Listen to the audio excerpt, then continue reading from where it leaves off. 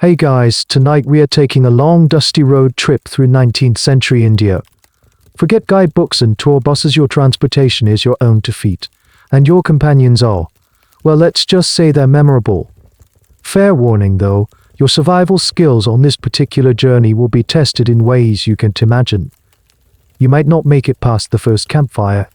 So before you get comfortable, take a moment to like the video and subscribe, but only if you genuinely enjoy what I do here.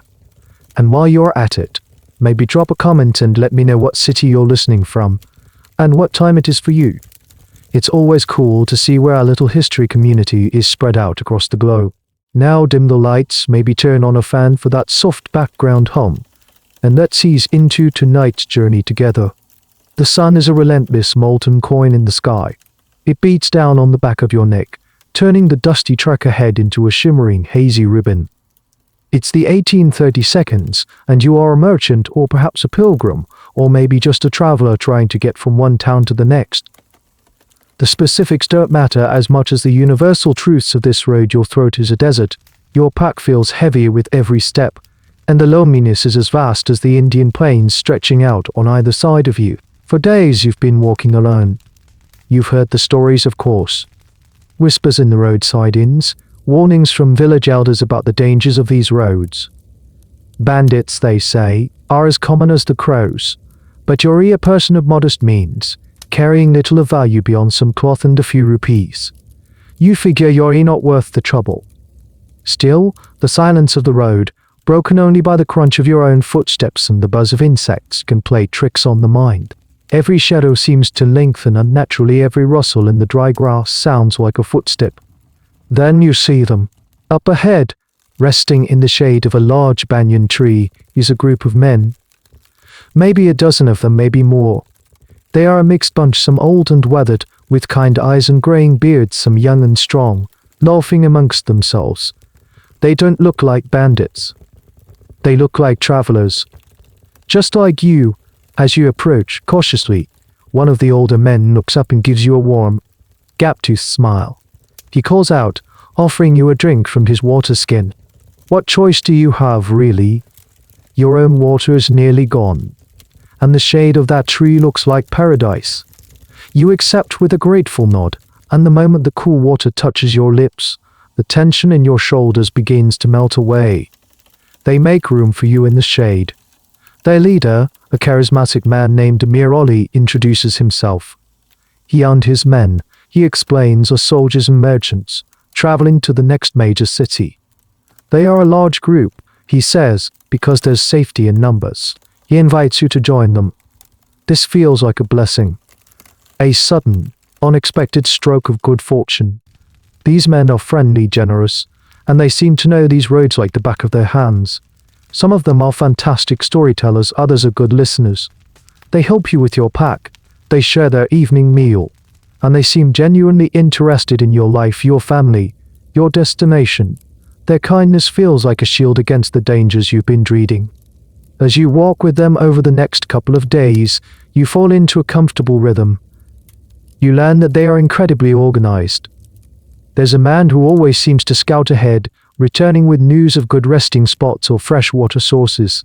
Another, a smooth talker, seems to be an expert at befriending other small groups of travelers you meet along the way, inviting them to join your ever-growing caravan for safety. Everyone has a role, a purpose. It all feels so professional. You even begin to feel a sense of belonging. This is the way to travel, you think. Not alone and afraid, but as part of a loud, cheerful, moving community. The original warnings you heard now seem like foolish superstitions. These men are your friends, your protectors. It's a classic chicken and egg question that historians still puzzle over. Were these groups a religious cult from the very beginning, driven by a dark faith, or were they simply a highly organized guild of highway robbers who developed a religious justification for their actions over centuries? Either way, as you sit by the fire, laughing at one of Amir Ali's jokes, you are blissfully unaware that you are not just a guest. You are the entire purpose of their journey. Every shared meal, every mile they've walked with you, is just part of a well-rehearsed, centuries-old script. And the final act is fast approaching. The night deepens and the fire paints flickering, dancing portraits on the faces of your new companions. The warmth isn't just from the flames, it's in their easy laughter, in the way they pass around a pouch of spiced nuts, making sure you get your share. Amir Ali, your charismatic protector, is in his element. He tells a story about a foolish merchant who tried to trick a monkey god, his voice rising and falling, his hands gesturing dramatically in the firelight. And you find yourself laughing along with them, a genuine, belly-deep laugh you haven't felt in weeks. You feel utterly, completely safe. The anxieties of the road have evaporated like morning mist. These aren't just companions, they feel like a family. One of the younger men, who barely speaks but has a kind smile, noticed you limping earlier. Without a word, he brought over warm water and some herbs, insisting on soaking your tired, blistered feet. An older man, a weaver by trade, he says, shows you how to mend a tear in your pack with a clever, strong stitch you've never seen before. They care for you in small, practical ways that feel more sincere than any grand promise. This is a core tenet of the Thuggee method, a piece of mainstream knowledge for anyone who has studied them. Patience. They were masters of the long game. A common highwine might jump you in a dark alley for your purse. But these men, they would invest days, sometimes even weeks, in their victims. They would walk with you, eat with you, sleep beside you, all to cultivate this exact feeling of absolute trust. To them, your friendship wasn't a bonus, it was the primary weapon. It was the key that unlocked everything else. As you look around the circle of friendly faces, you are the living embodiment of their strategy's success. You notice something interesting too, something that further cements your trust. The group is a mix of faiths. In the evening, you see some of the men facing west, performing their Muslim prayers with quiet devotion. Others of small idols they murmur to, clear followers of the Hindu pantheon. Yet, there is no friction. They all seem to operate under Amir Ali's leadership with a singular, shared purpose. It feels progressive, tolerant, a little microcosm of what India could be. This is a curious, but documented fact about the Thuggee. The cult transcended religious lines. Both Hindu and Muslim men joined their ranks, united not by a shared scripture, but by their devotion to the goddess Kali and the rituals of their secret trade. To you, it's a sign of their worldliness. You find yourself opening up. You talk about your home, your family, the modest business you're trying to build. They listen intently, asking thoughtful questions. Amir Ali nods, telling you that a man's honest work is a noble pursuit. He seems to understand you. He makes you feel seen. But what really drives a man like Amir Ali, historians, poring over the translated confessions and British colonial records, are still divided on this. Was he a pious fanatic, a true believer who saw his actions as a sacred duty to his goddess, a necessary calling to keep the world in balance? Or was he a cold, calculating predator, a man who had simply found that a cloak of religious fervor was the perfect cover for a life of murder and theft? It's impossible to know for sure. The men who wrote the records had their own agenda, and the men giving the confessions were often trying to save their own necks. As you watch him, you see only a confident, caring leader. You can't see the darkness that might lie behind those charismatic eyes.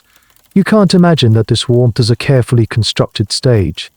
As the fire dies down to glowing embers one by one, the men roll out their sleeping mats. Someone lays one out for you, in a protected spot right in the middle of the camp. The safest place, he says with a smile, and you believe him. You lie down, pulling your thin blanket up to your chin.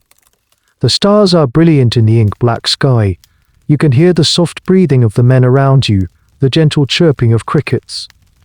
For the first time since you began your journey, you close your eyes without a single knot of fear in your stomach. You are not alone. You are protected. You are among friends.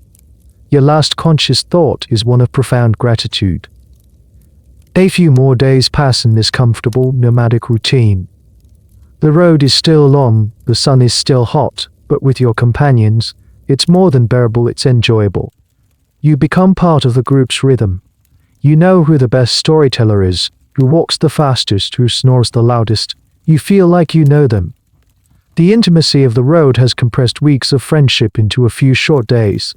You now walk alongside Amir Ali, chatting easily about the changing landscape and the price of cotton in different markets. The group has grown. The scout you'd noticed before, the one who always ranges ahead, has brought back more travelers.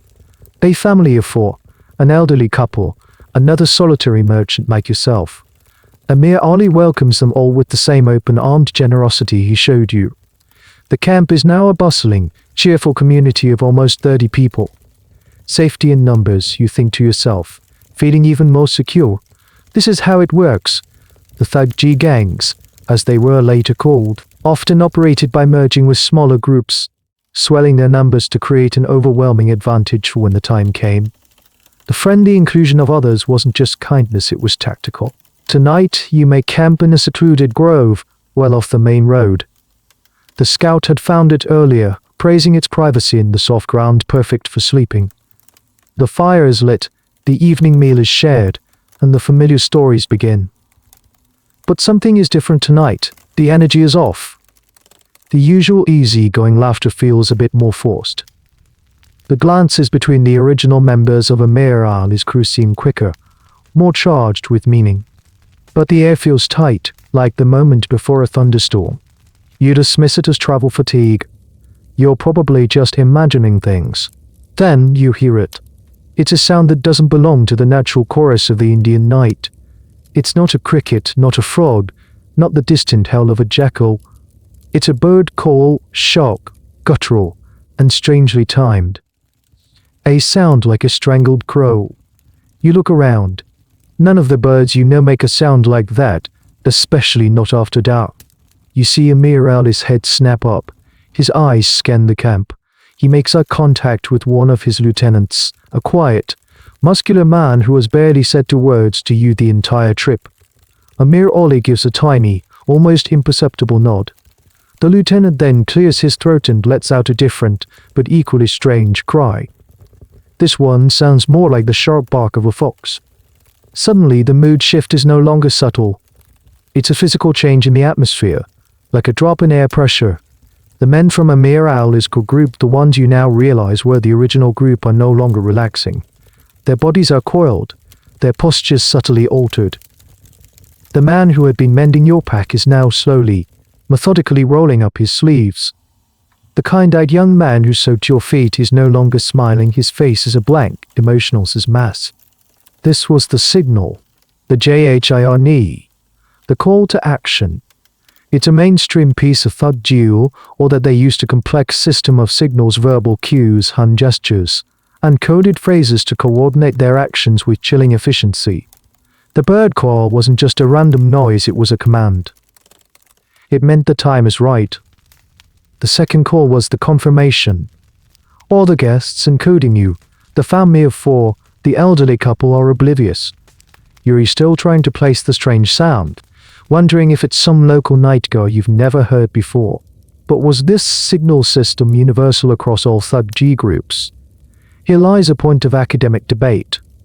While the idea of a single unified Thuggee code is popular, some historians argue that these signals were likely regional. A group operating in the south might have a completely different set of calls and gestures than a group in the north. The image of a perfectly synchronized, continent-spanning conspiracy with a universal language might be an oversimplification, a product of British colonial officials trying to fit a diverse and scattered phenomenon into a neat, easily understandable box.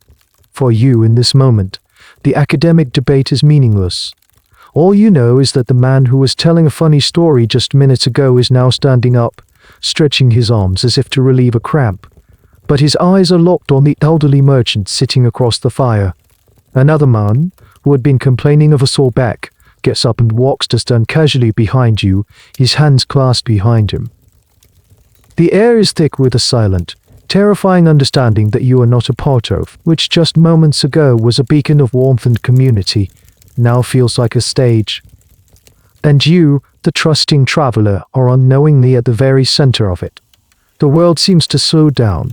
The crackle of the fire is suddenly loud, sharp, and every pop of an ember sounds like a gunshot in the thick, tense silence.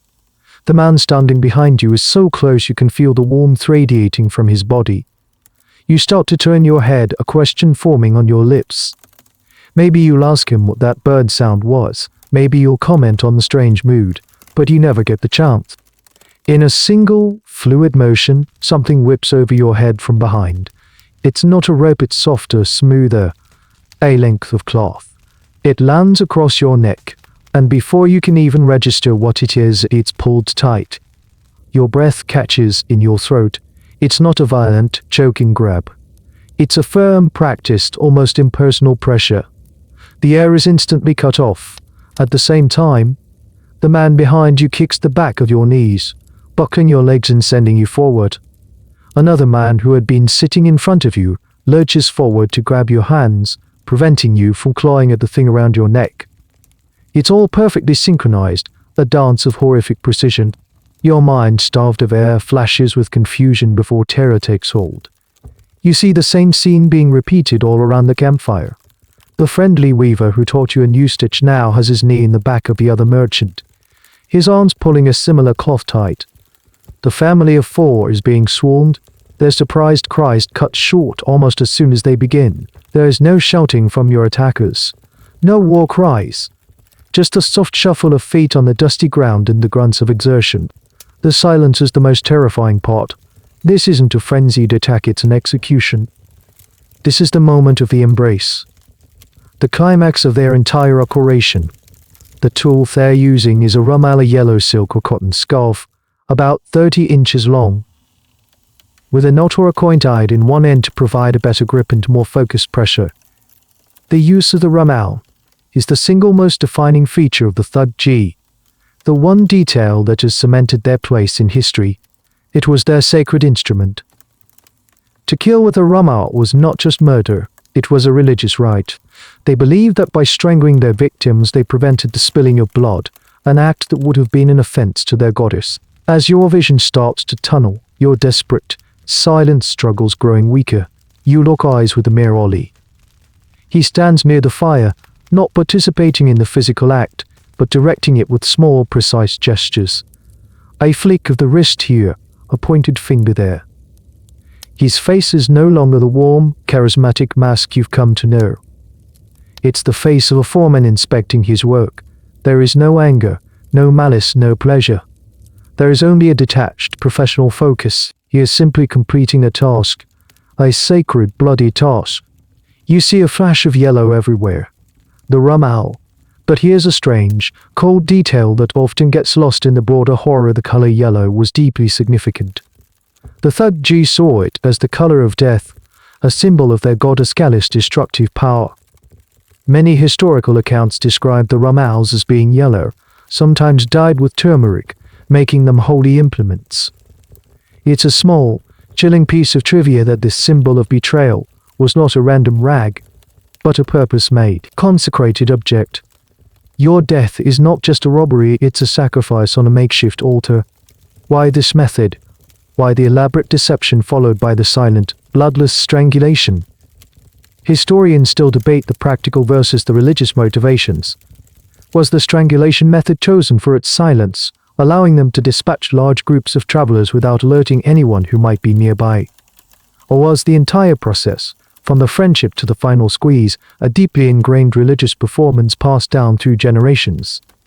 The truth is likely an inseparable tangle of both. The practicality served the religion, and the religion sanctified the practicality. Your struggles cease. Your lungs burn for an air that will never come. The friendly faces around the fire, the shared stories, the feeling of safety, it all collapses into this one, final, horrific realization. Their kindness wasn't a lie, it was a tool. The friendship wasn't fake, it was a weapon. You were never their guest. You were their prey, fattened on trust before the slaughter. The last thing you see before the world goes black is Amir Ali's calm, overseeing gaze, illuminated by the fire of your final campsite. The world comes back, but not for you.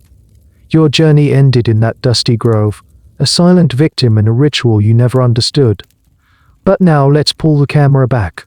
Let's float above the scene and finally give a name to the force that orchestrated your demise. You were a victim of the Thuggee. For centuries this name was whispered in fear along the trade routes of India. To the uninitiated, it was just a half-believed rumor, a ghost story to scare children and travelers. But to those who knew, it represented one of the most organized, widespread, and enduring criminal fraternities in human history. The very word thug comes from the Hindi word thag, which means deceiver or thief. It's a simple, unassuming name for a group responsible for a truly staggering number of deaths. The core of their belief system, the engine that drove this macabre enterprise, was their devotion to a specific interpretation of the Hindu goddess Kali. In the vast and complex Hindu pantheon, Kali is a formidable figure. She is the goddess of time, creation, destruction, and power. Often depicted with dark blue or black skin, a lolling tongue, and a garland of human heads, she is a terrifying sight. She represents the fierce, untamable aspect of divine femininity, the power that can obliterate demons and upend the cosmic order. For the Thuggee, Kali was not just a deity to be worshipped, she was their direct commander. They believed they were her chosen servants, tasked with a sacred duty. This duty, as they saw it, was to ritually murder travelers not out of hatred, but as a religious offering. Each strangulation was a sacrifice, a gift laid at the feet of their dark mother. They believed that these acts helped maintain cosmic balance, and that Kali in return would protect them from harm and grant them a share of the victim's worldly goods as a divine blessing, or prasad. This is the mainstream understanding of the Thuggee belief system, largely pieced together from British colonial records and the confessions of captured members. It presents a clear, albeit terrifying, religious motivation for their actions. Your murder wasn't personal, it was business. But did every single thug truly believe this with fervent, pious devotion? This is where the picture gets murky. Imagine a young man born into a Thuggee family. For him, strangling travelers is the family business. It's what his father did, and his grandfather before him. He taught the rituals, the secret language, the skills of deception and murder from a young age. For him, the religious aspect might be more akin to tradition than fervent belief. It's just how things are done. The sacred story that gives meaning and justification to a life of crime. It's a question sociologists of religion and historians continue to grapple with: how much of organized religious violence is driven by pure faith versus social conditioning and economic necessity. It's likely that the Thuggee ranks were filled with a spectrum of believers, from the true fanatic opportunists who simply found the life appealing. One of the more bizarre, less-known aspects of their belief was the idea that their work was not just a sacrifice, but a form of divine pest control. They saw their victims not as innocent people, but as designated offerings, pre-selected by the goddess herself through a complex system of omens. A certain bird call, the crossing of a particular animal on the road, these were signs from Kali, pointing them towards their legitimate prey. In their minds, they weren't choosing to kill you, Kali had chosen you for them. This belief absolved them of personal responsibility. They were not murderers, they were merely instruments of a divine will, cleaning the world as their goddess commanded. So as your body, along with those of the other travelers, lies still in the cooling night air, Amir Ali and his men do not see a scene of carnage. They see a job well done. A holy duty fulfilled. They have sent souls to their goddess and, in doing so, have earned her favor. The next part of the ritual is about to begin: the careful, methodical process of burial and the distribution of the spoils. For them, this is a moment of quiet religious satisfaction. For the rest of the world, it is the work of monsters, but, in their own minds, they are anything but. They are the chosen sons of the goddess of destruction. Let's stay with this goddess Kali for a moment. Because if you're imagining a purely evil, demonic figure, a goddess of chaos worshipped only by criminals and psychopaths, you're missing the beautiful, terrifying complexity of her character. Understanding Kali is key to understanding how a group like the Thuggee could possibly see their actions as holy. In mainstream Hinduism, Kali is far from a one-dimensional evil deity. She is one of the most powerful and revered goddesses in the entire pantheon. Yes, she is a destroyer, but her destruction is often seen as a necessary, even compassionate act. She destroys to save. She annihilates demons, ignorance, and the ego. Think of her not as a wrecking ball, but as a divine surgeon, cutting away the cancer of evil to allow for healing and renewal. Many of her most devout followers are not killers, but poets, mystics, and philosophers who see her as the ultimate reality, the fierce mother who protects her children from all harm. Her origin stories often depict her as a force of righteous fury. In one of the most famous tales, she emerges from the brow of the gentle goddess Durga during a battle with a particularly nasty demon king. When the other gods fail, it is Kale, in her unbridled rage, who finally gets the job done. She is the divine feminine rage, the do not mess with my kids energy of the universe, weaponized. She is worshipped by millions as Kali Mother Kale, a protector who will go to any lengths to defend the righteous. So how did the Thuggee take this powerful, protective mother figure and turn her into the patron saint of highway robbery and serial murder? This is where religious interpretation gets twisted into something unrecognizable. The Thuggee latched onto her destructive aspect and ran with it, creating a theology that suited their lifestyle.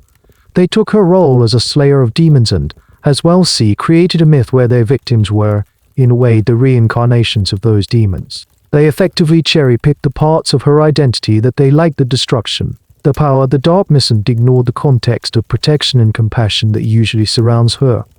This selective interpretation is a common theme in the history of religious extremism. It's not that the core text or deity is inherently evil, but that a group can build a whole new ideology around a few convenient verses or attributes. Now for a slightly more esoteric, lesser-known detail about Kale worship that adds another layer of intrigue. In some tantric traditions, Kale represents the ultimate freedom from all conventions, all rules, even from the concepts of good and evil themselves. Worship of her can involve intentionally breaking social practice to prove that one is beyond the duties of the ordinary world. Adherents might meditate in cremation grounds, use skulls as ritual object, and engage in practices that would shock mainstream society. The goal is to confront the darkest aspects of life and death head-on, and in doing so, achieve enlightenment. Could the Thuggee have seen their actions through a similar, albeit far more brutal, tantric lens? It's a contentious idea, and one that most scholars would hesitate to endorse fully, as it links a criminal cult to a complex philosophical tradition. But it's an interesting thought experiment. Did they perhaps see themselves as living outside the normal rules of society, operating in a sacred space where murder was not a sin but a sacrament? Were they breaking the ultimate taboo, the taking of a human life as the ultimate act of devotion to a goddess who transcended all mortal laws? The historical consensus remains that their motives were likely a simpler, more brutal mix of greed and a custom-built faith. But the ambiguity is fascinating. As with so many historical mysteries, the line between where religious devotion ends and human greed begins is almost impossible to draw. Was a devout follower of a misunderstood goddess, a tantric practitioner on a dark path, or just a gangster who found the perfect divine excuse? The answer likely died with him. But this twisting of a powerful, widely worshipped goddess into a justification for murder is what makes the Thuggee cult so uniquely chilling. They didn't invent a new god, they hijacked a pre-existing one. So, how does a group of people justify strangling strangers as a holy act? They need a good origin story, a powerful myth that frames their horrific deeds as not just acceptable, but divinely mandated. And the Thuggee had one. It's a dark, mythological tale that neatly explains their purpose, their methods, and their goddess expectations. The story, as pieced together from various Thuggee confessions recorded by the British, goes something like this. In the beginning of time, a great and terrible demon named Draktabija, which translates to blood seed, was terrorizing the world. This demon had a particularly frustrating superpower. Every time he was wounded, and a drop of his blood fell to the earth, a perfect clone of himself would spring into existence. The more the gods fought him, the more the gods fought him, the more demons they created. It was a chaotic, bloody, and losing battle. In desperation, the gods turned to Kale. She entered the fray in her most terrifying form, her rage a palpable force. She began to slaughter the demons, but she too faced the same problem. For every demon she slayed with her sword, thousands more sprung from the spilled blood. Realizing that conventional warfare was useless, she changed her tactics. She began to catch the demons and, instead of cutting them, she would lick up their blood with her massive tongue before it could touch the ground, preventing new ones from spawning. But the sheer number of demons was overwhelming even for her. So she created 2 human assistants from the sweat of her brow. She gave each of them a length of cloth, a rum owl, and instructed them to help her by strangling the demons. This way they could be killed without a single drop of blood being spilled. It was the perfect, silent solution. When the last demon was finally dispatched, the 2 men, exhausted but triumphant, went to return the cloths to their goddess. But Kole was pleased with their work. She told them to keep the cloths and to pass them down to their children, and their children's children, and their children's children. Their sacred task, she declared, was to continue wandering the earth, silently dispatching those she mocked as her own, not demons of flesh and blood anymore, but men who, for one reason or another, were designated for sacrifice. She permitted them to take the victim's property as their reward. And so, the Thuggee were born. This myth is a brilliant piece of theological engineering. It accomplishes several things at once. First, it gives them a direct, divine lineage. They aren't just a band of robbers, they are the descendants of the first men created by Kali herself for a holy purpose. Second, it sanctifies their primary tool, the rum owl. It's not just a scarf, it's a divine artifact, gifted to them by the goddess. Third, and most importantly, it explains and mandates their bloodless method of killing. Strangulation isn't just a practical choice for silent murder, it's a sacred reenactment of the original battle against the blood seed demon. To spill blood would be to repeat the original mistake, to create more chaos. But here's a weird little detail, a piece of Thuggee folklore that adds another layer. They believed that Kali was initially so pleased with them. After they had killed and looted their victims, they would simply leave the corpses, and in the morning they would be gone. Kali, they believed, had devoured them. But one day, another thug, full of curiosity, looked back to see how the goddess disposed of the bodies. He saw her, in all her terrifying glory, consuming the dead. Angered by his impotence for having witnessed her gruesome feast, Kali declared that from that day forward, she would no longer dispose of the bodies for them. They would have to bury their victims themselves. This, the story concludes, is why the Thuggee had to become experts at digging graves. Is this origin story an authentic, ancient myth passed down for centuries? Or was it a more recent invention, a story concocted and embellished over time to unify disparate groups of highway robbers under a single, compelling narrative? Historians continue to debate the true antiquity of this specific myth. Some argue it was a core part of their identity for 600 years. Others suggest that it may have been solidified and standardized in the 18th and 19th centuries, perhaps even influenced by the very British interrogators who were writing it all down. They might have been asking leading questions, looking for a neat evil cult narrative, and the Thuggee, in turn, told them what they wanted to hear. Regardless of its true origins, the myth served its purpose perfectly.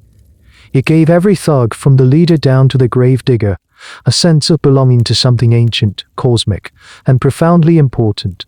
When a thug tightened his rum owl around a traveler's neck, he wasn't just a murderer. He was a hero, fighting the same battle the gods themselves once fought on a dark and lonely road in the middle of India. Let's talk more about that piece of cloth. The rum owl. It's easy to picture it as just a simple tool, a convenient weapon. But to the Thuggee, it was so much more. It was a symbol, a holy relic, and the physical manifestation of their entire belief system. To touch a rum owl was to touch the divine. The standard rum owl, as documented in colonial records, was a strip of silk or cotton, roughly the length of a man's arm, maybe a little longer. It was strong and pliable, easy to conceal yet incredibly effective. It wasn't just any old rag. New rum owls were oft unconsecrated in a solemn ceremony. They would be washed, blessed, and sometimes, as we mentioned, dyed yellow with turmeric, a substance with its own sacred connotations in Hindu rituals. This process transformed a mundane object into a sacred instrument. At one end, a knot would be tied, or a silver coin, often a rupee, would be sewn into the hem. This wasn't for decoration. It served to very practical purposes. First, it gave weight to the end of the cloth, allowing it to be whipped quickly and accurately over a victim's head from behind. Second, once the cloth was around the neck, the coin or knot provided a focused point of pressure. When the strangler, Known as the Bihurtoti, he pulled the rummel tight. The coin would press directly against the windpipe or a major artery, making the process faster and more efficient. It was a simple but deadly piece of engineering. Holding a rummel was a position of honor. Not every member of a Thuggee gang was allowed to be a Bihurtoti. It was a role one had to earn, a promotion that came with great prestige. The men who wielded the rummel were seen as the high priests of the cult, the ones who performed the final, most sacred act of the sacrifice. They were the direct connection between the victim and the goddess. But the reverence for the rummel went beyond just the ceremony. There were rules, superstitions, and a whole culture surrounding it. A thug would never use his rummel for anything else. He wouldn't use it to wipe his brow on a hot day or to tie a bundle. It had one purpose and one purpose only. To lose one's rummel was considered a terrible omen, a sign of the goddess's displeasure. Here's a peculiar tidbit that showcases their deep-seated beliefs. Some Thuggee confessions claim that if a rummel were to accidentally break or tear during an attack, it was an immediate sign that the goddess did not accept the sacrifice. The protocol, in this almost unbelievable scenario, was to immediately release the victim. The person would be considered under the protection of Kali, and the Thuggee would often apologize, help the person recover, and send them on their way, sometimes even giving them money for their troubles. It's a bizarre image, a group of killers suddenly becoming caretakers because a piece of cloth failed, but it highlights how deeply the ritualistic aspects were ingrained in their minds. It wasn't just about killing, it was about killing correctly. However, the historicity of this release protocol is a subject of intense debate among experts. Is it the literal truth, a genuine rule followed by these killers? Or is it a self-serving story told by a captured thug to his British interrogator to make himself and his cult seem less like ruthless monsters and more like men of principle, albeit a twisted one? It's easy to be skeptical. After all, the only sources for this are the confessions of the Thuggee themselves, men who had every reason to paint their actions in a more ritualistic, less thuggish light. It remains one of those "did they really?" questions that makes this topic so endlessly fascinating. So when you picture the scene of your demise back in that grove, don't just see a simple strangulation. See it for what it was in their eyes. The man behind you wasn't just grabbing a tool. He was wielding a consecrated object. The pressure on your neck wasn't just from a piece of cloth, but from a silver coin, sanctified for this very purpose. The act wasn't just murder, it was a carefully choreographed religious performance. The rummel was the star of the show, the silent, silken messenger that carried your soul from the dusty plains of India to the feet of the waiting goddess Kali. So you're rethinking, okay, a little like robbery, and divine purpose, where do I sign up? Well, it wasn't that simple. You couldn't just walk up to a Thuggee gang and submit an application. Becoming a thug was a long and carefully managed process, more like an apprenticeship in a medieval guild than joining a street gang. The organization was surprisingly hierarchical and professional. At the top of a typical gang was the leader. The G-Matter, this was your Amir Ali. He was the CEO of the operation, making the strategic decisions, reading the omens, deciding who to target and when to strike. He was often an older, experienced thug who had earned his position through a combination of skill, charisma, and a proven track record of successful hunts. Below him were his lieutenants and the most honored members, the Bihurtotes, or the Stranglers. These were the men entrusted with the holy rummel. They were the elite, the special forces of the group. To become a Bihurtoti, it was the highest aspiration for a young thug. It meant you had proven your strength, your skill, and most importantly, your unwavering nerve. But you didn't start there. A new recruit, often the son or nephew of an existing member, would start at the absolute bottom of the ladder. His first role would be as a scout, or by Curie. These were the men sent ahead to gather intelligence. They would pose as ordinary travelers, scoping out the roads, identifying potential targets, merchants, pilgrims, small family groups, and assessing their wealth and vulnerability. They were the eyes and ears of the gang. If a young thug proved himself a capable scout, he might be promoted to the role of grave digger, or Luff AE. This was a physically demanding and crucial job. After a slaughter, The lull were responsible for quickly and discreetly disposing of the bodies. As we heard in their origin myth, this was a sacred duty, but also a practical necessity. A poorly hidden grave could expose the entire gang. They became experts in soil types and terrain, knowing exactly where to dig to ensure the dead were never found. They even had their own sacred to the consecrated Pekosk, or Kussi, which was worshipped in its own right. After proving his worth as a lull, a thug might finally be promoted to an assistant role in the attack itself. He might become a holder, or Shamsi, one of the men who grabbed the victim's hands or feet to prevent them from struggling.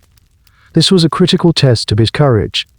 He had to be able to look a dying person in the face and not lose his composure. He had to perform his task with cold efficiency, a crucial part of the synchronized silent attack. Only after years of service in these lower ranks, after demonstrating unwavering loyalty, skill, and piety, could a man finally be initiated as a Bihurtoti. This was a major ceremony. The novice would be mentored by a senior strangler.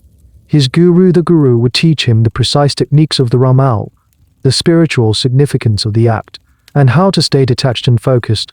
The initiation ceremony itself involved prayers, offerings to Kole, and the formal bestowing of his own consecrated Ramal. From that day on, he was a full-fledged thug, a priest of the yellow scar.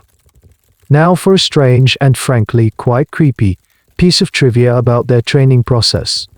According to some accounts from former thugs, a guru would sometimes train his student on a family member. The student's own uncle or cousin, who was also in the cult, would volunteer to be the victim in a practice run. The student would go through the motions, whipping the Ramal around his relative's neck and pulling it tight, while the guru coached him on his technique, would signal before things went too far. It's an unsettling image of just how normalized and professionalized this act of killing was within their community. It was a trade, a skill to be honed, even on your own family. However, historians are still debating the rigidity of this hierarchy. Was this strict guild-like structure a universal feature of all Thuggee groups across India for centuries? Or was it a system that the British, with their love of order and neat categories, somewhat imposed upon the phenomenon? The confessions suggest a very organized system, but it's possible that many Thuggee gangs were more loosely structured, with roles being more fluid and less formally defined. The corporate ladder of murder might have been a reality for some large established groups, but not for all. So when you were welcomed into Amir Ali's camp, you weren't just meeting a random group of thugs. You were encountering a well-oiled machine, a company with a clear org chart. Every man had a job title, a role he had been trained for over years. The scout who found you, the men who held you down, the man who wielded the Ramal, they were all just employees, doing their part in the family business. Imagine you're a British officer in the 1832, eavesdropping on a group of suspicious travelers. You listen all night, but you don't hear anything incriminating. They talk about the weather, the price of grain, a cousin's upcoming wedding. They seem completely normal. Yet the next day, a merchant who was traveling with them is found dead, and the group has vanished. How did they do it? How did they coordinate a murder right under your nose? The answer lies in one of the Thuggee's most effective tools, their secret language. It was a jargon, a criminal cant, known as Ramsey. Ramsey wasn't a fully developed language with its own grammar. It was more of a specialized vocabulary, a set of code words that the Thuggee could sprinkle into their normal conversations in Hindi or other local dialects. This allowed them to communicate openly in front of their intended victims without raising any suspicion. They could plan the entire operation, from selecting the target to deciding on the time and place of the attack, all while sharing a friendly meal with the very people they were about to kill. The vocabulary of Ramsey was, as you might expect, centered around their trade. A victim wasn't a victim, he was a bhanj or a broken thing. Killing was referred to as kamkhana to do the work. The act of strangling itself had its own term, jase, or the embrace. A traveler with a lot of wealth was a kubule, a big one. A traveler with very little was just the opposite. Their sacred Pekosk was the Kos, C, and the grave it dug was the Bilo. The leader, the Jimada, would use Ramsey to issue commands subtly. He might say something like, "The red cloth is ready," which could mean the target is wealthy and vulnerable. If you wanted to signal the attack, you wouldn't shout "get them." You would use the pre-arranged signal phrase. A common one, according to the confessions, was "bring the tobacco tumbacool out to an outsider." It's a simple, harmless request. To every initiated thug in the camp, it was the order to grab their romals and get into position. The stranglers were the Behurtotes, the holders were the Shumsi, as in the grave diggers were the Lafayes. This secret language was a powerful social glue. Knowing Ramsey was a mark of a true insider. It separated the initiated from the outsiders, the hunters from the prey. It fostered a deep sense of a shared, secret identity. When you can speak a language that no one else understands, it creates an incredibly strong bond of us versus them. For the Thuggee, them was the rest of the world. Now for a fascinating, unsightly, nerdy linguistic tidbit about Ramsey. Where did this language come from? It wasn't just made up out of thin air. Linguists who have studied the vocabulary lists compiled by the British found that many of the words in Ramsey were a variety of sources. Some were archaic Hindi words that have fallen out of common use. Others were borrowed from Ramani, the language of the Roma people, Persian, or other regional dialects, and then given new, secret meaning. It was a linguistic Frankenstein's monster, cobbled together from the cast-off parts of other languages, perfectly designed for a life of deception. For example, the word for a corpse, loth, is still used in modern Hindi and Punjabi. The Thuggee just made it part of their operational lexicon. Of course, the very existence of a single, unified Ramsey language is another point of contention for modern historians. The British officer who did the most to suppress the Thuggee, William Sleeman, compiled a comprehensive vocabulary of Ramsey. His work is the primary source for our knowledge of the language. But was it really a single, standardized language used by thugs all across India? Or was Sleeman, in his effort to understand and categorize his enemy, creating a unified dictionary from a variety of different regional jargons and cants? It's very possible that a thug from the north might have used a different set of slang than a thug from the south. The official Ramsey dictionary might be more of a greatest hits compilation of thug slang than a true representation of a single, monolithic secret language. Still, the strategic advantage is undeniable. Back in the firelit grove, when Amir Ali made that strange bird call, the JHINE, that was a form of Ramseyan nonverbal signal that was just as potent as a coded word. When his lieutenant responded with a different call, that was a confirmation. When men started to casually stand and stretch, moving into position, they were responding to silent cues you couldn't see. And if Amir Ali had leaned over to right-hand man and said, "I think it's time for some tobacco," you would have just thought he wanted a smoke. You wouldn't have realized he was signing your death warrant. So, were they pious ascetics serving a dark goddess, or were they just in it for the money? This is the central, tantalizing question about the Thuggee. Were they a religious cult that happened to fund itself through robbery, or a criminal enterprise that used religion as the perfect cover story? The truth, as is often the case, is probably a messy combination of both. Let's look at the evidence for them being a primarily religious group. Their entire operation was steeped in ritual and superstition. They worshipped a specific goddess Kole. They had a sacred origin myth that framed their actions as a divine duty. They used a consecrated weapon, the Ramal, and a consecrated tool, the Kussi Pikosk. Their method of killing bloodless strangulation was dictated by a religious Abu. They looked for and acted upon a complex system of omens, believing that the goddess herself was guiding their hands. And after the killing, the spoils were oft untreated as prasad, a blessed offering from the deity.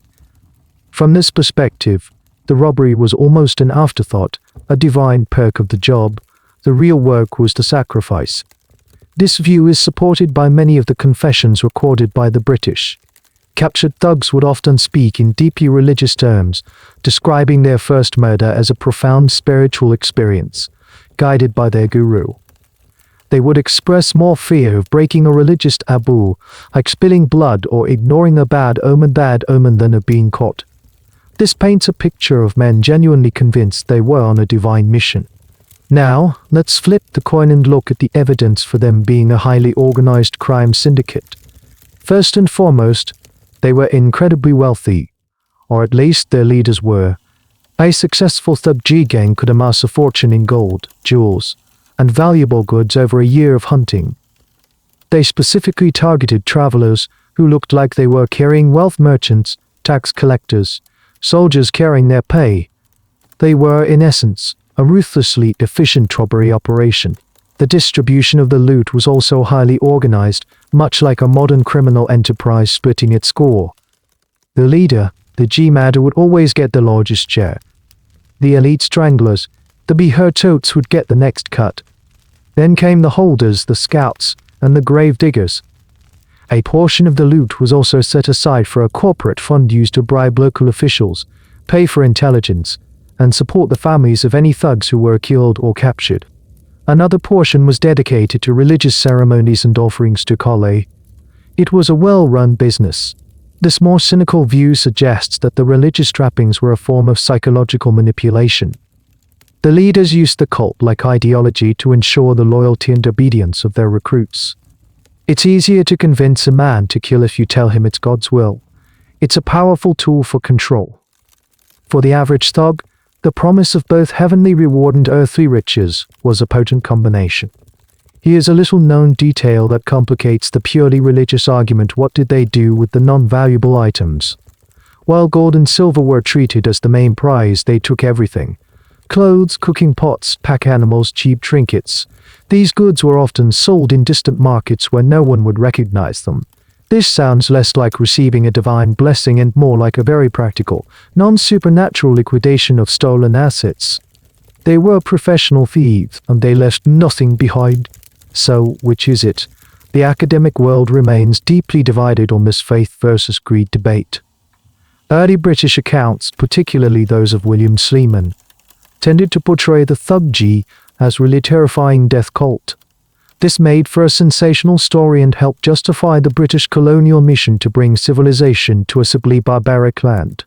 More modern historians, however, have taken a more critical look at these sources. They argue that the British may have overemphasized the religious aspect, creating a convenient bogeyman.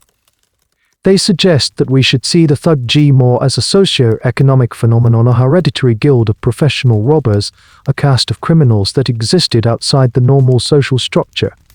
In an India with few stable employment opportunities, being a thug was a viable, if brutal, career path. In the end, trying to separate their faith from their greed is probably a fool's errand. The two were likely woven together so tightly they were indistinguishable, even to the thugs themselves. Imagine Amir Ali standing over the bodies of his victims. As he directs the looting, is he thinking about his goddess or his wallet? The most likely answer is both. He genuinely believes Kale has blessed him with this wealth, and he is genuinely happy to be wealthy, and the crime funded the religion. It was a perfect, self-sustaining, and deadly feedback loop. A successful Thuggee operation was not a spur-of-the-moment affair. It was a masterpiece of planning and execution, a hunt that unfolded with the patience and precision of a spider weaving its web. Let's walk through a typical hunt, from the initial planning to the final, deadly act, to appreciate the chilling professionalism involved. Phase 1: Intelligence and Reconnaissance. It all started with the scouts, the Baikuris. These were the undercover agents of the Thuggee world. A small team of them, perhaps 2 or 3 men, would be sent to a bustling travel hub, a major city, a market town, or a key intersection of trade routes. They'd spend days, even weeks, in the local inns and tea houses, just listening. They were masters of observation, identifying potential targets. Who was new in town? Who was preparing for a long journey? Most important journey, who looked like they were carrying something valuable. They would watch a merchant haggling in the market, noting the weight of his coin purse. They'd see a family buying expensive supplies, suggesting they were well off. They might strike up a casual conversation with a soldier, subtly inquiring about when his regiment gets paid. They were gathering data, building a profile of their potential prey. Once a promising target was identified, let's say, a gem trader heading north, the scouts' work became more active. He might accidentally bump into the trader and strike up a conversation, probing for details about his route, his destination, and whether he was traveling alone. All this information would be relayed back to the G-Matter, the leader of the main gang, who was waiting with his men several miles outside the city. Phase to the approach and infiltration. Based on the scout's report, the G-Matter would make his decision. If the target was deemed worthy, the hunt was on. The gang would move to a strategic point along the trader's intended route. They wouldn't lie in ambush like common bandits. Their method was far more subtle. They would simply start walking along the same road, in the same direction, a short distance ahead of the target. When the gem trader eventually caught up to them, he wouldn't see a threatening gang of armed thugs. He would see what you saw: a large, cheerful group of fellow travelers. They would greet him warmly. Amir Ali, or a man like him, would play the role of the charismatic leader, offering the trader the safety of their numbers. The trap wasn't a physical ambush, it was a social one. Phase 3, the cultivation of trust. This was the longest and most crucial phase, the part the Thuggee had perfected into an art form. 4 days they would travel with the gem trader. They would share their food, their water, their stories. They would perform acts of kindness just as they did for you. They'd help him if his cart got stuck. They'd east and watch with him at night. This entire performance had one goal: to completely disarm him, to make him lower his guard until he felt that these strangers were his truest friends. During this time, they were also subtly assessing his possessions and planning the final details. Phase for selecting the Thuggee would never strike in a populated area or on an open road. They needed the perfect spot. This spot was called the Bell. A bell was a pre-scouted location, usually a secluded grove, a small ravine, or a dense patch of forest well away from the main road. It needed to be private, with soft earth suitable for digging. The scout who had first identified the target would often range ahead of the main group to prepare the bell. He might even start digging the grave, the bela, in advance, covering it with branches so it wouldn't be seen. When the group arrived at the chosen spot, the G-Matter would announce that this was the perfect place to make camp for the night. The victim, feeling safe and comfortable, would readily agree. Phase 5, the signal and execution. As night fell and the campfire was lit, the final act would be set in motion. Every member of the gang knew their role. The holders Shamsirs would casually position themselves near the victim. The stranglers Totes would have their ramals ready, concealed in a pocket or waistband. Then, the G-Matter would give the signal, the bird call, the bring the tobacco phrase, or some other pre-arranged cue. The attack would be swift, silent, and synchronized. As we've seen, it was over in a moment. Here's a bizarre, cold-blooded detail about their planning. Thuggee gangs were sometimes so large that they would assign a specific killer to every single traveler in the target group. In his confession, one famous thug named Faring Hea described how, before an attack, the G-Matter would literally walk through the camp and quietly say to his men, "You take this one, you take this one, you take that one." It was a calm, methodical assignment of death. This prevented confusion and ensured that when the signal was given, no victim was overlooked. It's a level of bureaucratic efficiency that is profoundly disturbing. Of course, the idea that every hunt was this perfectly planned is likely an idealization. Historians who study criminal organizations point out that real-world operations are often messy and improvisational. A Thuggee hunt could go wrong. A victim might fight back more than expected. A patrol of soldiers could stumble upon them at the wrong moment. But the fact that they operated successfully for centuries suggests that this model intelligence, infiltration, trust, and a swift, silent execution was their standard and terrifyingly effective operating procedure. Even the most ruthless organizations have a code of conduct, a set of rules that separates us from them, the proper way of doing things from the improper. The Thuggee were no exception. Despite their profession being the epitome of betrayal and murder, they operated under a surprisingly strict set of taboos and prohibitions. To them, these weren't arbitrary rules, they were the direct commandments of their goddess Kale, which was far more terrifying than any earthly authority. The most well-known and consistently reported rule was the absolute prohibition against killing women. This is a central tenet of Thuggee law. A woman, regardless of her wealth or status, was considered untouchable. To harm a woman was a grave sin against the goddess herself, a female deity. If a group of travelers included women, the Thuggee would have to find a way to separate the men from them before an attack, or simply abandon the hunt altogether. The life of a woman was sacrosanct. This rule creates a stark, almost bizarre, moral contradiction at the heart of the cult. They were serial killers who held a deep-seated, religiously mandated respect for one half of the population. It was a form of chivalry so twisted it's hard to comprehend. Beyond women, there was a whole list of other professions and types of people who were off-limits. They were forbidden from killing fakirs and other holy men who were seen as being under the protection of the divine. Musicians and dancers were also often spared, perhaps because their professions were tied to religious festivals. One of the most peculiar prohibitions was against killing certain types of artisans. Blacksmiths, for instance, were on the do not kill list. The reasoning, according to some Thuggee accounts, was that their work with fire and metal was considered a sacred craft. Carpenters were also sometimes spared. To murder a man who creates was an affront to the natural order. This is deeply ironic, coming from men whose entire trade was destruction. Lepers and the blind or physically maimed were also protected. The Thuggee believed that these individuals were already being punished by the gods for some past sin, and to kill them would be to interfere with divine judgment. It was not their place. This system of taboos served a practical purpose as well. By sparing certain classes of people, the Thuggee might have cultivated an intentional network of safe travelers who could move about the country without fear, never reporting on their activities because they were never harmed by them. It also reinforced their own identity as something more than just common murderers. They weren't killing indiscriminately, they were following a higher sacred law. But here's a really strange and little-known taboo: they were forbidden from killing anyone who was driving a cow or an ox. The cow, being a sacred animal in Hinduism, offered a holy shield of protection to its owner.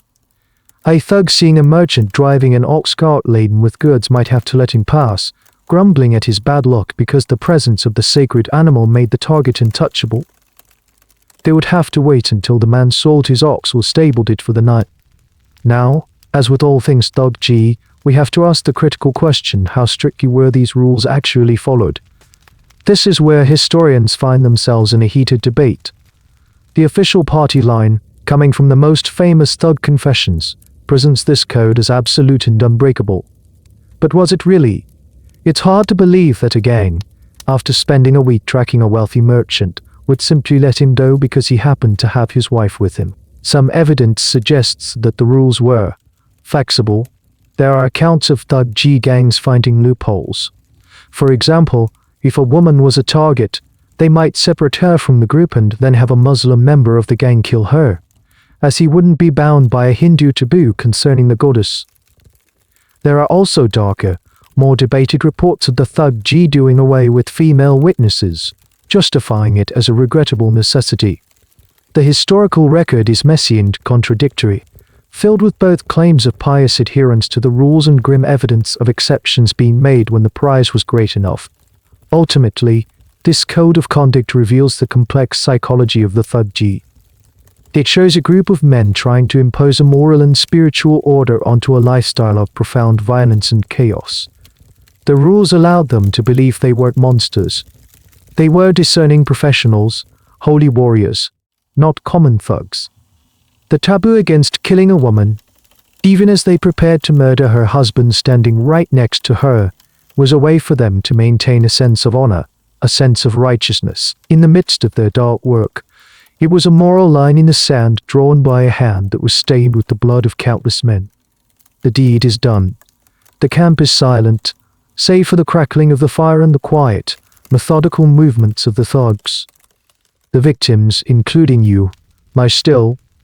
The first part of the ritual, the sacrifice, is complete. But the work is far from over. A pile of bodies is a major liability. Now begins the second sacred and deeply practical part of the operation, the burial. And just like everything else they did, the Thuggee had a specific, ritualized process for it. They didn't just dump the bodies in a ditch, they performed a ceremony. The key to this ceremony was a tool that was almost as sacred as the rum or the cuss, or the holy pekosk. This wasn't a standard issue pekosk you could buy in a market. It was a consecrated object, forged and blessed with its own set of rituals. It was often wrapped in a special cloth and was never used for any profane purpose. In the Thuggee hierarchy, the keeper of the Kuss-C was a man of significant status. Before a burial, the Kuss-C would be ritually purified, often by being washed and fed with sugar. The designated gravediggers, the lull, would take the Kuss-C to the pre-selected spot. The bell, the leader of the lull, would hold the pikosk and invoke the goddess Skale, asking for her blessing to disturb the earth. He would then strike the ground 3 times. The sound of the Kuss-C hitting the earth was a signal that the goddess had approved, and the digging could commence. They worked with incredible speed and efficiency, a skill honed by years of practice. They knew how deep to dig to prevent animals from uncovering the bodies and to stop the smell of decay from rising to the surface. The grave itself was called the Bila. While the lull were digging, other members of the gang would be preparing the bodies. This was not a pleasant task, to make the bodies fit into a smaller, less conspicuous grave, and to hasten decomposition, they would often dismember them. More commonly, they would use knives to slash the abdomens and break the joints, a grim process meant to prevent the bodies from bloating with gas and rising to the surface after a heavy rain. It was a gruesome but necessary step in their concealment process. Once the grave was ready and the bodies prepared, they were placed inside, not haphazardly, but in a specific arrangement. Then came one of the strangest and most consistently reported parts of the Thuggee burial ritual, the use of sugar. Before filling the grave, the thugs would perform a small ceremony called the Tea-upon-E. The leader, or a designated priest figure within the gang, would sprinkle a quantity of coarse, unrefined sugar over the bodies. This act had a double meaning. On a practical level, they may have believed that the sugar would speed up the decomposition process, much like how it acts as a catalyst in fermentation. But on a spiritual level, it was a sacrament, a final act of appeasement to the spirits of the dead and to the earth that was receiving them. It was a way of sweetening the grave, a final, bizarrely gentle gesture in an act of utter brutality. This use of sugar in a burial rite is a very specific and unusual detail. It's not a common practice in mainstream Hindu or Muslim funerary rites, making it a unique signature of the Thuggee cult. It's a piece of trivia that underscores the strange fusion of the practical and the mystical in their worldview. After the sugar offering, the grave would be quickly filled in. The lull were masters of camouflage. They would replace the topsoil, scatter leaves and twigs over the surface, and do everything they could to make the spot look completely undisturbed. A skilled Thuggee team could bury a dozen bodies and leave the site looking as if no human had ever set foot there. But did they really believe the sugar had a supernatural purpose? This is once again where historians debate. Was the Tea-upon-E a deeply felt religious sacrament, essential for the spiritual success of their mission? Or was it just a tradition, a ritual they performed because that's how their fathers and grandfathers had always done it? It's possible that for some, it was a profound religious moment, while for others, it was just another step in the cleanup process, like wiping down a counter after you've finished cooking. The act remained the same, but the internal belief behind it could have varied wildly from thug to thug. So as your journey with the Thuggee comes to its final, ignominious end, you are not just left on the road. You are part of a ceremony. Your body is prepared by practiced hands, laid in a consecrated grave dug by a holy tool, and given a last rite with a sprinkling of sugar. It's a meticulous, ritualized disposal. In the morning, Amir Ali and his men will be gone. The fire will be a cold circle of ash, and the ground of the grave will hold its secret, sweetened with sugar, waiting for a time when it might finally be uncovered. You would think that a group of hardened, professional killers who commune with the goddess of destruction would be fearless. But the Thuggee were, in fact, deeply, almost cripplingly superstitious. Their entire operation was governed by a complex and often bizarre system of omens and portents. They believed that Kale was constantly communicating with them, sending them signs through the natural world. To misinterpret or ignore these signs was to risk not just a failed mission, but divine retribution. This belief in omens, known as Shugun, was the absolute, unshakable foundation of their planning. Before embarking on a journey, A G-Mada leader would perform a ritual to ask for a good omen. If he didn't receive one, the expedition would be postponed. Once on the road, the gang was in a constant state of high alert, listening and watching for messages from the goddess. The primary messengers were animals, especially birds. The calls and movements of certain creatures were a detailed instruction manual from the divine. For example, hearing the cry of a particular species of owl on the left was a very good omen, a sign of a successful hunt ahead. But hearing the same owl on the right, a terrible omen. The gang might turn around and go home on the spot. A jackal howling during the day was a bad sign. Seeing a snake cross their path could be good or bad depending on the direction it was going. A hare crossing the road was almost universally seen as a sign of imminent danger, often causing the thugs to lie low for a day or two. The system was incredibly complex, a kind of natural astrology where the flight of a crow could hold more weight than the report of a scout. Let's say Amir Ali's gang has been following a rich merchant for 3 days. They have the perfect bell-killing spot picked out. Everything is ready. Then as they are walking towards the spot, a donkey brays in a particular way. For the Thuggee, this isn't just a random noise. It's a direct command from Kali stop. And in most documented cases they would. The leader would invent a plausible excuse as sudden illness.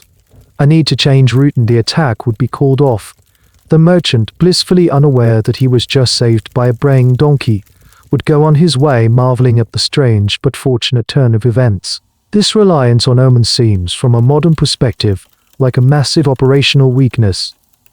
It made them unpredictable and, at times, seemingly irrational. A gang could spend weeks on the road, invest significant resources in tracking a target, only to abandon everything because they heard the wrong kind of bird. But for the Thuggee, it was the ultimate risk management strategy. They believed that the omens were Kali's way of giving them insider information. A bad omen might mean that the traveler, despite appearances, was carrying nothing of value. Or it might mean that a patrol of soldiers was just over the next hill. By obeying the omens, they weren't being foolish, they were following a divine intelligence report, which was infallible. Now for a truly odd piece of Thuggee superstition, a less common but reported belief. It concerns sneezes. A sneeze at a critical moment could be a powerful omen. For instance, if the G-Mada was about to give the signal for the attack and one of his own men sneezed, it could be interpreted as a bad sign, a warning from within. The attack might be paused or aborted. Even more strangely, if the victim sneezed just as the thugs were about to strike, some accounts say this could also be seen as a powerful omen. Depending on the context, it could either be a sign of divine disapproval sparing the victim or, in a darker interpretation, a sign that the victim's own guardian spirit had just fled his body, making the sacrifice even more welcome to Kali. It's a chilling thought your own involuntary reflex could be interpreted as your doom. The historical debate around these omens is not about whether the Thuggee believed in them, the evidence for that is overwhelming. The debate is about how much of it was genuine. Paralyzing belief versus intuitive leadership. A clever G-Mada could potentially use the omens to his advantage. If he felt his men were tired or losing their nerve, he could hear a bad omen and call for a day of rest, reinforcing his spiritual authority while also tending to the practical needs of his gang. If two of his lieutenants were arguing about whether to attack, he could wait for a bird call that suited his preferred course of action and declare it to be the will of the goddess, ending the debate. So while you were traveling with Amir Ali's group, feeling safe and secure, your fate was hanging on a thread, buffeted by the whims of the natural world as interpreted by your companions. The chirp of a cricket, the directional as it scurried, the hoot of an owl, any of these things could have saved you or condemned you. You thought your life was in the hands of the friendly men around you. It was in the cry of a bird you didn't even notice. How did a secret society like this last for so long? The British estimated the Thuggee had been operating for at least 600 years before they finally dismantled them. The answer lies in one key aspect of their structure. It was, for many, a family business. Thuggee was not just a cult or a gang, it was a hereditary profession, a dark inheritance passed down from father to son through generations. A boy born into a Thuggee family grew up in a world where deception and murder were normalized, framed as a noble and sacred calling. He wouldn't learn about his family's true trade all at once. It was a gradual initiation. As a small child, he might just know that his father travels a lot and always comes back with interesting goods and stories. The secrets of the family business would be kept from him, and from the women of the family, who were generally excluded from the operational side of the cult. His apprenticeship would begin in his early teens. His father or an uncle would take him on his first expedition, but he wouldn't be a participant, an observer, a camp helper. His job would be to tend the animals, gather firewood and watch. He would witness the process of befriending travelers, the easy camaraderie, the cultivation of trust. He would learn the rhythms of the road and the importance of patience. He would be intentionally kept away from the camp on the night of the camp-con of the work. He might be sent on a fake errand or told to sleep far from the main group. He would just know that in the morning the friendly guests they had been traveling with were gone. No explanation would be given. This process might be repeated over several trips, normalizing the sudden disappearance of people. The next step would be his formal introduction to the secret. His father, his guru, would sit him down and reveal the truth. He would be told the sacred origin, myth of Kali and the demons. He would learn that their family has been chosen by the goddess to perform this holy work. The disappearances weren't random, they were sacrifices. This moment was crucial. The horror of the act was reframed as a holy duty and a source of family pride. From there, he would begin his climb up the Thuggee corporate ladder that we talked about earlier. He started as a scout, then a grave digger, then a holder, and finally, if he had the aptitude and the nerve, he would be initiated as a strangler, a Biherto. His first kill was a deeply significant rite of passage, a ceremony known as the Jagani. After this, he was considered a full man, a true thug. This hereditary system was the key to the cult's longevity. It ensured a constant supply of new recruits who were loyal, conditioned, and trustworthy. You couldn't have outsiders infiltrating the group because it was a closed circle based on blood and marriage. Thuggee families would often intermarry, strengthening the bonds of the community and ensuring the secrets were kept safe. Here's a rather poignant, lesser-known detail about this system. What if a son didn't have the stomach for it? What if, after witnessing the reality of the work, he wanted no part of it? While the social pressure to conform was immense, some accounts suggest that these sons were not necessarily punished or cast out. They would be allowed to pursue other professions, farming, weaving, anything, but they would still be part of the community. They would be expected to provide support, to offer a safe house, to help sell stolen goods, and above all, to keep the secret. They could opt out of the killing, but they could never opt out of the family. They were, in modern terms, accessories to the crime for life. However, the degree to which Thuggee was exclusively a hereditary profession is another area of historical debate. While the father-son model was certainly the most common, was it the only way in? Some evidence suggests that the thugs did, on occasion, recruit outsiders. A trusted friend, a man who had proven his loyalty and ruthlessness, might be invited to join. More grimly, the Thuggee were also known to adopt the young sons of their victims. They would spare a male child, raise him as their own, and initiate him into the cult when he came of age. The boy would grow up with no memory of his real parents, becoming a loyal killer of the very same people who had murdered his family. This practice, known as turning, while not the primary method of recruitment, is one of the most chilling aspects of their legacy. It speaks to a level of psychological manipulation that is truly disturbing. The academic question remains: was this adoption a common practice, a systematic way of gaining new bloodlines, or was it a rare and opportunistic occurrence, later sensationalized by the British to make the Thuggee seem even more monstrous? For the most part, though, it was a family affair. The skills of deception, the secret language of Ramsey, the knowledge of the omens, and the technique of the Rummel all were part of the curriculum of a Thuggee son's education. When Amir Ali smiled at you on that dusty road, his smile was likely a perfected imitation of the one his father used, and his grandfather before him. You weren't just shaking hands with a man, you were shaking hands with a dynasty. How big was this thing really?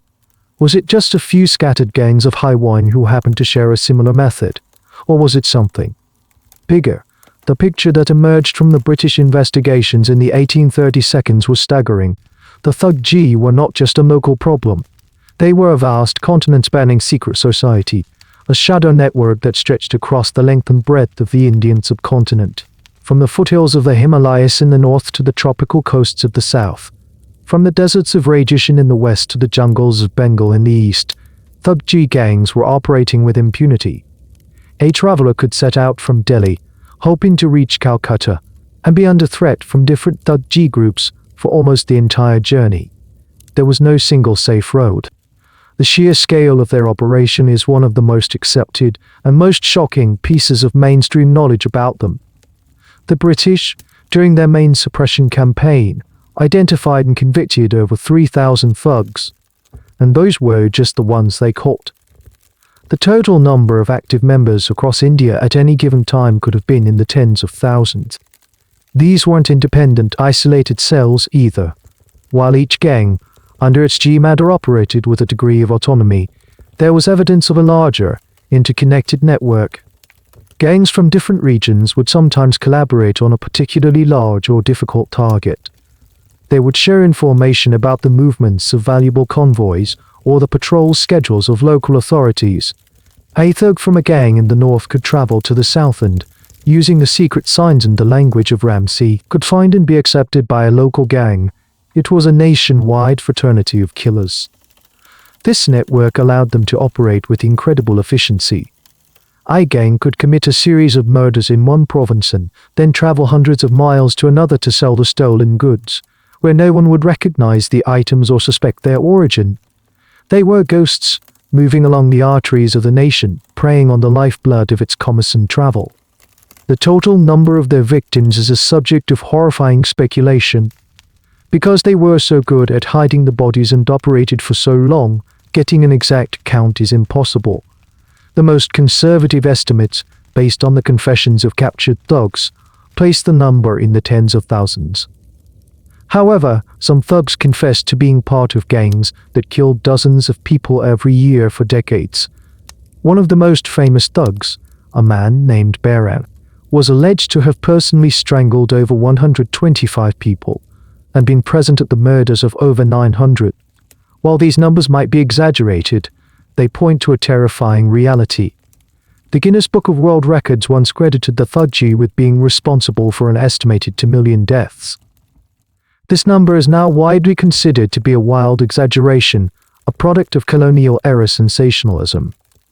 A more sober, though still shocking, estimate cited by many historians is somewhere between 50,000 and 100,000 deaths during the peak of their activity in the 18th and 19th centuries alone. But here's a lesser-known aspect of their network that made them even harder to stop: their connections to local power structures. The Thuggee didn't just operate in the wild spaces between cities. They had allies within the system. A portion of their loot was regularly used to bribe village headmen, local police officers, derogas, and even minor princes or landowners. The mine-day RS these officials would, in return, turn a blind eye to the gang's activities. They would lose reports of missing travelers, misdirect investigations, and provide the thugs with a safe haven in their territory. In some areas, the local leadership was so deeply enmeshed with the Thuggee that they were essentially partners in the enterprise, receiving a regular dividend from the stolen goods. This corruption was the lifeblood of their network, protecting them from the law for centuries. Naturally, the true extent of this network is a topic of academic debate. The British, especially our man William Sleeman, had a vested interest in portraying the Thuggee as a massive, unified conspiracy of Freemasonry of murder, as one writer put it. Why?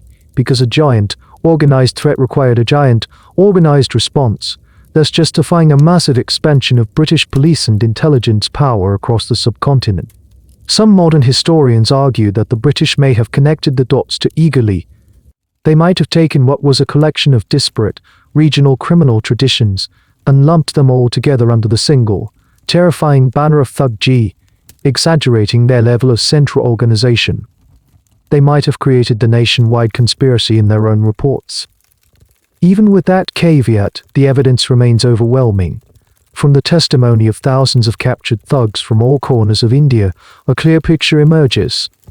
It was a vast and ancient sisterhood of gangs, sharing a common ideology, a common methodology, and a common secret language. When you set foot on that dusty road, you were just in the territory of one small band of robbers. You had entered a web that spanned a continent. One of the most unsettling things about the Thuggee was their ability to lead double lives. When they weren't on a hunt, they weren't hiding out in some desolate criminal underworld. They were at home. They were ordinary members of society. Your friendly neighborhood thug was a farmer, a weaver, a shopkeeper. He was a husband and a father. He might have been a respected member of his village council. This is the concept of the dual identity, a key feature of their social structure. For most of the year, a thug would live a perfectly mundane, respectable life. He would till his fields, pay his taxes, and participate in local festivals. His neighbors, his friends, even his own wife and daughters, often had no idea what his seasonal occupation was. The men would simply announce they were going on a long trading expedition or a pilgrimage, and they would be gone for a few months during the main traveling season. When they returned laden with goods and money, it would be seen as the fruits of their legitimate business. No one would ask too many questions. In the context of 18th and 19th century India, it was common for men to be away from their villages for long stretches of time for work. The Thuggee simply exploited this social norm for their own sinister purposes. This created a bizarre and unstable community structure. Entire villages in some parts of central India were known as thug villages. In these places, the secret was more open, with most of the men being part of the cult. They would function as a normal village, but their primary source of income was seasonal murder and robbery. These villages served as their home base, a place to rest, train new recruits, and raise their families in peace. They were a closed community, deeply suspicious of outsiders, which helped protect their secret. Imagine the psychology of this. A man could spend a month on the road, strangling and burying a dozen people. He could participate in gruesome rituals and live a life of constant deception. Then he would come home, kiss his children, and seamlessly slip back into the role of a gentle, hard-working farmer. He would have to compartmentalize his life to an extraordinary degree. The man who could calmly watch the life drain from a stranger's eyes was the same man who would lovingly mend his daughter's broken toy. This dual life is what made them so difficult to identify and eradicate. They were insiders, woven into the very fabric of rural society. They didn't look like monsters. They looked like everyone else. Now for a strange and specific detail about their off-season life. How did they practice their most crucial skill, strangulation, without arousing suspicion? According to some Thuggee confessions, they had ways. A thug might practice the whipping motion of the rumal with a normal turban cloth or a sash while getting dressed, turning a deadly technique into a mundane, everyday movement. More disturbingly, as we've touched on, experienced thugs would oversee the training of novices, using other members of the cult as willing practice dummies, but a lot of the skill was simply in the hands. Many thugs were weavers or farmers, men whose hands were naturally strong and calloused. The strength needed to pull the rumal tight was developed through years of honest, everyday labor. The tool of their dark life was strengthened by their light one.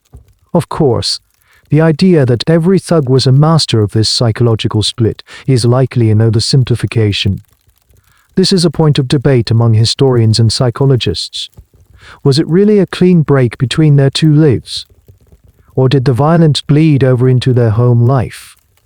Did they suffer from what we would now call post-traumatic stress? The British records, written by men of a very different culture and time, don't dwell on the psychological state of the thugs. They are portrayed as either cold, unfeeling monsters or deluded fanatics. It's more likely that the reality was a spectrum. Some men probably were deeply conflicted, tormented by what they did. Others may have been true psychopaths who felt no remorse and moved easily between their two worlds. And for many, born and raised in the cult, the killing may have been so ritualized and normalized that it didn't feel like a transgression. It was just a work, no more emotionally taxing than harvesting a field. They might have felt more guilt over missing a prey than over killing a man. This dual identity is what makes the story of the Thuggee so profoundly chilling.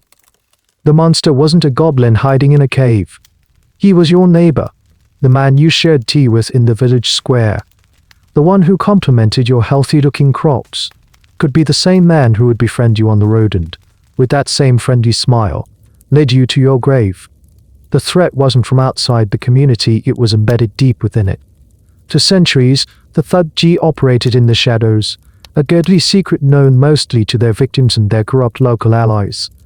The great empires that ruled India, the Mughals, the Marathas, were aware of them, but their efforts to suppress them were sporadic and largely ineffective. The Thuggee were too widespread, too secretive, too deeply embedded in the rural landscape. But in the late 18th and early 19th centuries, a new power began to consolidate its control over the subcontinent. The British East India Company, and the company, above all else, was a business. Initially, the British weren't particularly concerned with the native death cult. They were merchants, soldiers, and administrators focused on trade, territory, and taxation. Their interest in the Thuggee was not born of a sudden pang of moral conscience. It was a matter of economics. The Thuggee were bad for business. Their activities posed a direct threat to the company's bottom line. They disrupted trade routes, making the transport of goods dangerous and expensive. Merchants, the lifeblood of the company's commercial empire, were disappearing. Tax collectors carrying government revenue were being intercepted and murdered. Sepoys, Indian soldiers in the British Army traveling home with their pay were frequent targets. The Thuggee were, in modern terms, a major drain on the economy and a threat to state security. They were creating instability, and instability was expensive. Furthermore, the stories of missing travelers and the whispers of a secret murder cult were creating a public relations problem. The British were trying to portray their rule as a force for order, stability, and civilization in all, and they depicted as chaotic and backward. The continued existence of a massive, unchecked fraternity of killers undermined this narrative. It made the British look weak and incompetent. The official mainstream history is that the British launched their campaign against the Thuggee out of a sense of justice and a desire to bring law and order to India. Lord William Bentinck, the Governor-General of India in the 1832s, is often hailed as a great reformer who sought to stamp out both at either ritual burning of widows and Thuggee as part of a moral crusade. And there was certainly an element of that. Many British officials were genuinely horrified by what they discovered, but the underlying motivation was always intertwined with control. To secure their empire, the British needed to control the roads, the flow of information, and the instruments of justice. The Thuggee represented a rival power structure, a shadow government that operated beyond their control. Eradicating them wasn't just about saving lives, it was about asserting the absolute authority of the British Raj. Here's a slightly more cynical and less known detail about the British motivations. The campaign against the Thuggee provided the perfect excuse to create a massive, centralized intelligence and policing agency, the Thuggee and Deco ITY department. This department was given unprecedented powers to operate across the boundaries of the various princely states and provinces of India. It could arrest, interrogate, and prosecute people with little local oversight. While its stated goal was to hunt thugs, it also functioned as the British Raj's first secret police force, a tool for surveillance and political control that went far beyond its original mandate. This leads to a major point of historical contention. Did the British suppress the Thuggee for purely humanitarian reasons, or was it a calculated political move to consolidate power? The traditional colonial view presents it as a clear-cut case of good versus evil. The British, champions of law and progress, heroically vanquished a barrack cult. However, more critical post-colonial historians challenge this simple narrative. They argue that the Thuggee threat was intentionally exaggerated by the British to justify the expansion of their police state. They suggest that the British created a moral panic, lumping various unrelated groups of bandits and rebels under the single, terrifying label of Thuggee to create a bogeyman that only they could defeat. According to this revisionist view, the campaign was less a police action and more a military and propaganda campaign designed to legitimize colonial rule. The thugs were real, their crimes were real, but their portrayal as a monolithic, supernaturally evil conspiracy may have been a convenient fiction. So, as the 1820s roll into the 1830s, the world that had allowed the Thuggee to flourish for centuries is changing. The patchwork of local kingdoms and competing powers is being replaced by the single, overarching authority of the British East India Company. For the Thuggee, this is a sea change. Their old methods of survival, bribing a local prince, disappearing into a neighboring territory, or becoming obsolete. They are about to face an enemy unlike any they have ever known, a centralized, bureaucratic, and ruthlessly efficient colonial state. And that state has just found its champion. Every great conflict needs its key players, its heroes and villains. In the story of the British campaign against the Thuggee, the man who stepped into the role of the relentless detective, the great exterminator, was an officer named William Henry Sleeman. If the Thuggee had a nemesis, it was him. Sleeman was not your typical swashbuckling colonial adventurer. He was a bureaucrat, a linguist, and a meticulous administrator. Born in Cornwall, England, he joined the Bengal Army in 1809 and spent his entire career in India. He was known for his sharp intellect, his quiet determination, and, most importantly, his deep fascination with Indian languages and customs. Unlike many of his British contemporaries who remained aloof, Sleeman immersed himself in the local culture. He became fluent in several Indian languages and developed a sophisticated understanding of the complex social landscape. His path crossed with the Thuggee phenomenon in the 1820s when he was a magistrate in central India. He began to notice a disturbing pattern: travelers were disappearing on the roads in his district with alarming frequency. When he investigated, he was met with a wall of silence. Locals were too afraid to talk, and official records were suspiciously incomplete. Sleeman became convinced that these were not random acts of banditry, but the work of a large, organized, and secret fraternity. He began a personal crusade, collecting evidence, interviewing witnesses, and compiling every scrap of information he could find. His superiors were initially skeptical. The idea of a nationwide murder cult seemed fantastical. But Sleeman's meticulous reports, filled with detailed accounts and cross-referenced evidence, were too compelling to ignore. In 1835, his efforts were officially recognized when he was appointed General Superintendent of the operations for the suppression of Thuggee. This gave him the authority and the resources he needed to launch a full-scale war on the cult. The Thuggee and Deco ITY department was his creation and his instrument. Sleeman's approach was not one of brute force. He knew that simply sending out patrols of soldiers would be ineffective. The thugs would just melt back into the countryside. He needed a different strategy, one based on intelligence, infiltration, and psychological warfare. He was, in essence, building one of the world's first organized crime task forces. His method was systematic. He set up a central headquarters where he and his team of British and Indian assistants would painstakingly map out the Thuggee networks. They created vast genealogical charts, tracking Thuggee families through generations. They compiled detailed lexicons of Ramsey, their secret language. They cross-referenced the confessions of captured thugs from different parts of the country, and connections and corroborations that revealed the true scale of the organization. Sleeman's office became a vast database of murder. This methodical, almost academic, approach is the mainstream understanding of Sleeman's success. He didn't just fight the thugs, he studied them.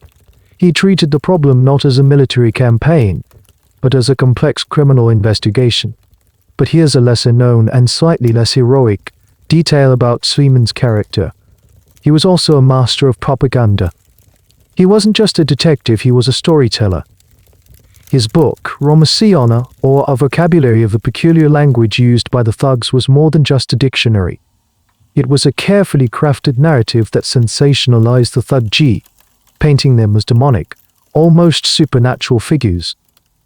His writings were hugely popular back in Britain, feeding a public fascination with the exotic and dangerous Orient. He created the popular image of the Thuggee that persists to this day. This leads to the central historical debate surrounding Sleeman himself. Was he a heroic crusader for justice, a brilliant, passionate administrator who saved countless lives? Or was he an ambitious agent of empire, a secular missionary who exaggerated the threat of the Thuggee to advance his own career and to justify the expansion of British colonial control. The traditional view, popular for over a century, casts him as the unqualified hero. He is the man who single-handedly wiped out a great evil, but more recent, critical historians have questioned this narrative. They point out that Sleeman's own writings are our primary source for much of what we know about the Thuggee. He wasn't just the investigator, he was also the chief narrator of the story. It's argued that he had a clear motive to portray the Thuggee as a monolithic, ancient, and purely religious cult because this made his own achievement in destroying them seem all the more impressive. He may have downplayed the economic and social factors that led people to become thugs, because that would have complicated his simple good versus evil story. The truth is likely somewhere in between. Sleeman was almost certainly a man of sincere conviction who was genuinely horrified by the Thuggee. He probably did believe he was doing a great service to the people of India. But he was also, undeniably, a product of his time and a loyal servant of the British Empire. His work served two purposes. It brought an end to a murderous organization, and it cemented British authority over the Indian subcontinent. These two goals were one and the same. William Sleeman knew he couldn't just arrest his way out of the Thuggee problem. For every thug he captured, there were 10 more still at large, and 100 more potential recruits being raised in their villages. He needed a way to break the cult from the inside. He needed to shatter their code of silence. His solution was simple, brilliant, and devastatingly effective. He turned them against each other. The weapon he wielded was the approver system, a formal legal process where a captured thug could receive a pardon or a significantly reduced sentence in exchange for becoming a king's witness, depending on the monarch. This meant he had to confess everything: his own crimes, the names of every member of his gang, their operational methods, their secret language, their family connections, everything. He had to become a living, breathing encyclopedia of Thuggee knowledge for the British. This was a stroke of genius because it attacked the very foundation of the Thuggee brotherhood: loyalty. For centuries, a thug's greatest security was the silence of his comrades. They were bound by blood, by secret oaths, and by the shared guilt of their crimes. Sleeman's approver system introduced a new, powerful element into this equation: the instinct for self-preservation. The process was methodical. When a Thuggee gang was captured, Sleeman's men would separate the members immediately. They would be interrogated individually. The interrogators would use a carrot and stick approach. They would describe in graphic detail the fate that awaited them: a public hanging. But then, they would offer a way out. "Your friends in the next cell are already talking," they might say, whether it was true or not. "The first one to tell us everything gets to live." It was a classic prisoner's dilemma, deployed on a massive scale. For a thug, the calculation was agonizing. Should he remain loyal to his brothers, trusting that they would also remain silent and risk death for all of them? Or should he betray them to save his own life, knowing that at least one of them was probably being offered the same deal? Many chose to talk. Once the first few high-ranking thugs became approvers, the floodgates opened. The information they provided was a gold mine for Sleeman. An approver like Faring Hea or Amir Oli, a real historical figure who became a approver, would sit with Sleeman for weeks, patiently listing names, drawing maps of where they had buried bodies, and explaining the meaning of omens under sea slang. They would then be taken on expeditions with British officers to identify other thugs in crowded markets, or to point out the exact location of a mass grave. This is the mainstream historical account of how the Thuggee network was dismantled. The approver system was the key that unlocked the entire conspiracy. But here's a lesser-known and more troubling aspect of this system. What happened to these approvers afterwards? They couldn't simply be released back into the world. Their former comrades would have killed them in an instant. Sleeman's solution was to create a special prison for them in the town of Jebel or now Jabapla. But it wasn't just a prison. It was a kind of bizarre self-contained colony. The approvers were housed there with their families, the very families who had been kept in the dark about their secret lives. Inside this facility, the British established a trade school. The approvers, men who had spent their lives as professional killers, were taught new, productive trades. The most common one, in a stroke of deep, dark irony, was tent-making and carpet weaving. The men who had once used their strong, calloused hands to wield the ramal used them to tie intricate knots in fine carpets. These carpets, known as Jabalpur rugs, became quite famous and were sold all over the British Empire. People were literally buying home decor made by the hands of some of history's most prolific serial killers. The approver system, however, is not without its historical controversy. The central debate is how reliable was the testimony of these men. An approver had every incentive to tell his British captors exactly what they wanted to hear. He knew that his life depended on being a good witness. Did they exaggerate the religious aspects of the cult because they knew the British were fascinated by it? Did they inflate the number of their victims to make themselves seem more important and therefore more valuable as witnesses? Did they settle old scores by falsely accusing rival gangs or personal enemies of being thugs? Some critical historians argue that a significant portion of the official Thuggee or the detailed rituals, the complex mythology might have been co-created by the approvers and their interrogators. Sleeman was looking for a grand, unified theory of Thuggee, and the approvers, eager to please, may have provided it. They might have presented their local customs as universal laws, and their personal superstitions as central tenets of the faith. This doesn't mean they were lying about the murders, but they may have been embellishing the why and how to fit the narrative that guaranteed their survival. Regardless of these debates, the effect of the approver system was undeniable. It was a poison injected directly into the heart of the Thuggee Brotherhood. It replaced trust with suspicion, and loyalty with betrayal.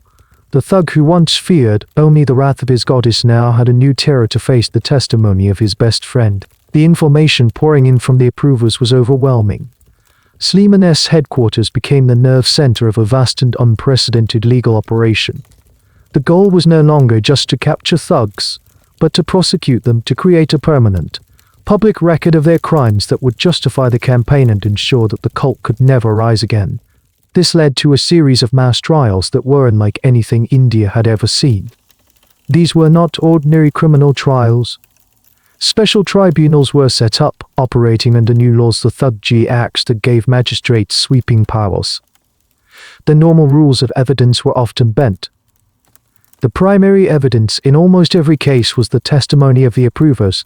A single approver's testimony was often enough to send a man to the gallows.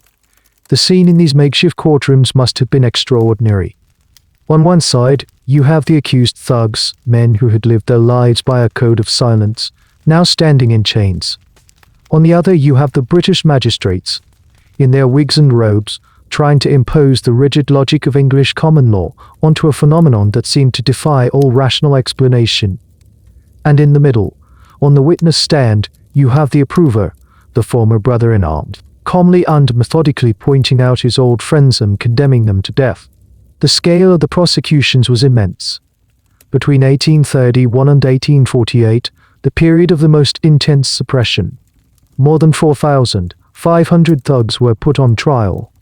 Of these, over 500 were hanged, nearly 3,000 were transported for life to penal colonies, like the Andaman Islands, and the rest were imprisoned for various terms. This was justice on an industrial scale.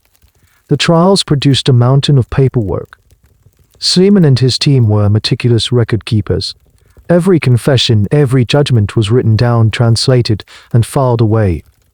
These documents, many of which still exist in archives in India and the UK, are our primary window into the world of the Thuggee. They are a treasure trove of anthropological, linguistic, and historical information. We know about Ramsey, the omens, the rituals, the family trees, largely because of these trial records. They are the foundation of all subsequent Thuggee scholarship. The confessions themselves are chilling documents. Men would recount, in a flat, matter-of-fact tone, 50, 60, 100 murders. They would describe the victims, then the methods, with a disturbing lack of emotion. The horror lies not in any lurid detail, but in the sheer, bureaucratic banality of the killing they describe. Here's a lesser-known but fascinating detail from these records: the digs. The approvers weren't just used to identify living thugs, they were used to find the dead. An approver would lead a team of British officers and local labourers to a Bala killing spot he remembered from years, or even decades earlier. He would point to a specific spot under a banyan tree or next to a particular rock formation and say, "Dig here." And they would dig. More often than not, they would find exactly what the approver had described: a mass grave, a tangle of human skeletons. The British would document the number of skeletons, their condition, and any artifacts found with them. One of Sleeman's officers recorded finding a bell that contained over 100 skeletons. These grisly discoveries provided the physical proof that corroborated the approver's testimony. They were powerful propaganda tools, silencing any critics who claimed the Thuggee threat was exaggerated. Each unearthed skeleton was another nail in the cult's coffin. However, the historical debate surrounding these trials and records is intense. How much can we trust these documents? They were not created in a neutral environment. They were produced by a colonial state for the express purpose of justifying its own actions. The central point of contention is the issue of torture and coercion. While Sleeman officially forbade the use of torture to extract confessions, many historians believe that it was almost certainly used by lower-ranking police officers. An accused thug might be beaten or starved until he agreed to confess and turn approver. The confessions recorded in the cool, bureaucratic language of the court may have been the end result of a brutal and terrifying process. Furthermore, as we've discussed, the entire trial process was heavily biased. The accused had no legal representation. They were confronting a foreign legal system in a language they didn't understand, and the star witnesses against them were men who were testifying in exchange for their own lives. This has led some modern legal scholars and historians to question the legitimacy of the trials. They argue that while the men were almost certainly guilty of something, the legal process used to convict them was deeply flawed and would not stand up to scrutiny today. The Thuggee trials, in this view, were less about justice and more about state-sponsored retribution. Despite these controversies, the effect of the trials was absolute. They shattered the operational capacity of the Thuggee. The leaders were hanged, the followers imprisoned, and their secret knowledge was laid bare for the world to see in the court records. The trials, and the volumes of documents they produced, transformed the Thuggee from a shadowy myth into a documented, catalogued, and ultimately defeated historical phenomenon. The net was closing. With the trials in full swing, the approvers singing, and Sleeman's department operating at peak efficiency, the 1840 seconds marked the beginning of the end for the Thuggee. Their world, which had seemed so stable for centuries, was collapsing with breathtaking speed. The systematic campaign of suppression had turned into a relentless war of attrition, and the Thuggee were losing. The hangings and transportation had a devastating effect on their leadership. The old, experienced Gem Adars, the men who held the institutional knowledge, were gone. This left the remaining gangs fragmented, scattered, and leaderless. The hereditary system, once their greatest strength, was now a liability. Sleeman's genealogical charts meant that being the son of a known thug was as good as a death sentence. Families were torn apart, with fathers testifying against sons, identifying cousins, identifying cousins, identifying cousins, identifying cousins. The social fabric of the Thuggee community was shredded. The remaining thugs were forced to change their methods. They could no longer operate in large, confident gangs. The classic patient approach of befriending travelers for days was too risky. They became more like common bandits, resorting to quick, desperate attacks. The rituals and superstitions began to fade away. When you're being hunted, there's no time to wait for the right omen. Survival replaced sacrifice as the primary motive. The Thuggee and Daco ITY department continued its work with ruthless efficiency. By the 1850 seconds, they had largely broken the back of the organization in the territories under direct British control. The Thuggee problem was considered, for the most part, solved. The British declared victory, and William Sleeman was lauded as a hero of the empire.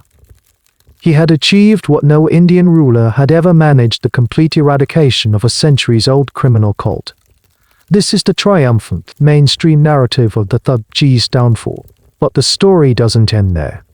The Thuggee didn't just vanish overnight. The suppression campaign created a new social problem: what to do with the families of the thousands of convicted thugs. The men were in prison, but their wives and children were now destitute and ostracized. To deal with this, the British established special reformatory settlements. This is a lesser-known chapter of the story. These settlements were a kind of open-air prison or reservation for Thuggee families. The children were separated from their parents and sent to missionary schools, where they were given a Christian education and taught moral trades, in an attempt to break the cycle of hereditary crime.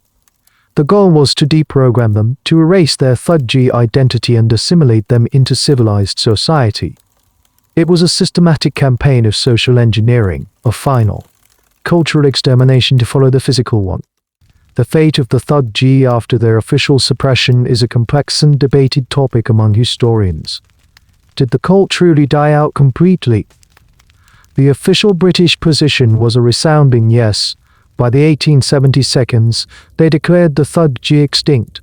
But is it possible that some small, isolated group survived, going deeper underground? Some historians speculate that the Thuggee tradition never truly vanished but simply transformed.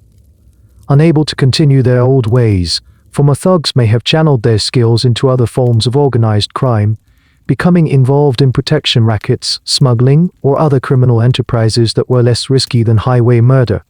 The brand name of Thuggee was dead, but the criminal networks and family traditions may have simply adapted to a new environment. This is largely speculative, as the historical trail goes cold. There are no credible reports of classic, rum-al-wielding Thuggee activity after the late 19th century. The end of the Thuggee also had a profound impact on the Indian imagination. They became bogeymen, figures of folklore used to scare children.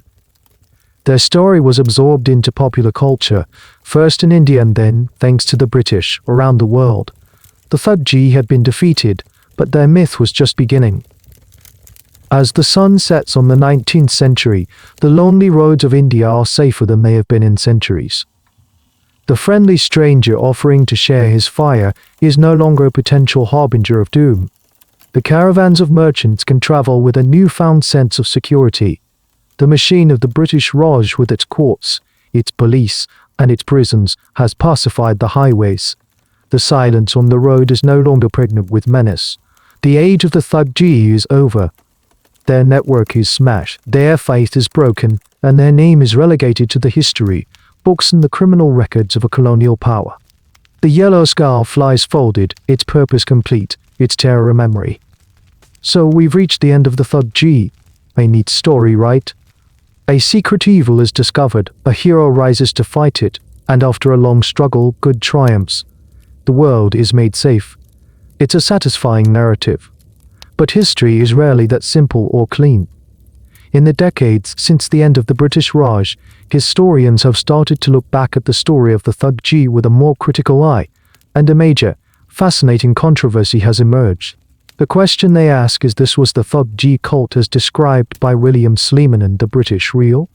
Now, to be clear, no one is denying that there were organized gangs of highway robbers in 19th century India who strangled their victims. The physical evidence, the bodies, the stolen goods and the testimony of thousands of people prove that much. The debate isn't about whether the crimes happened. The debate is about the why. Was it really an ancient, pan-Indian religious cult dedicated to the goddess Kali? Or was that a massive exaggeration, a myth created by the British for their own purposes? This is the central academic controversy that reframes the entire story. Let's call it the colonial construction theory.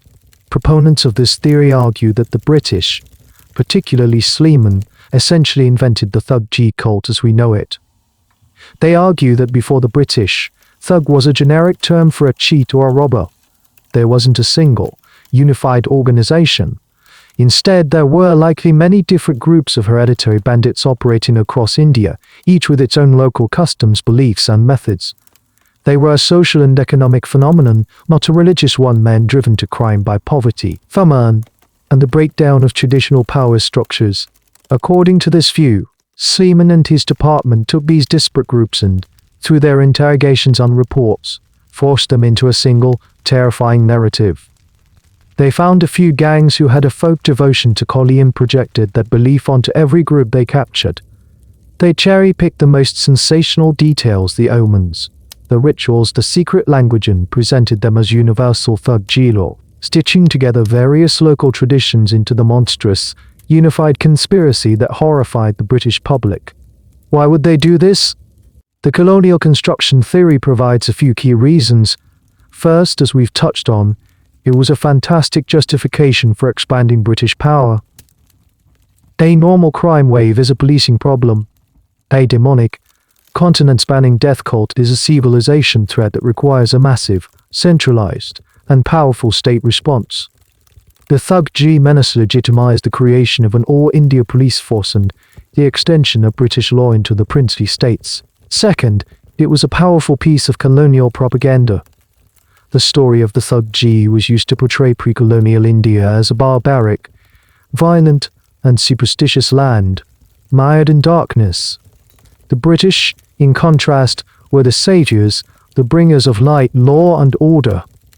The Thuggee story became a key exhibit in the moral justification for the British Empire. "Look at this horror we saved you from," the narrative went.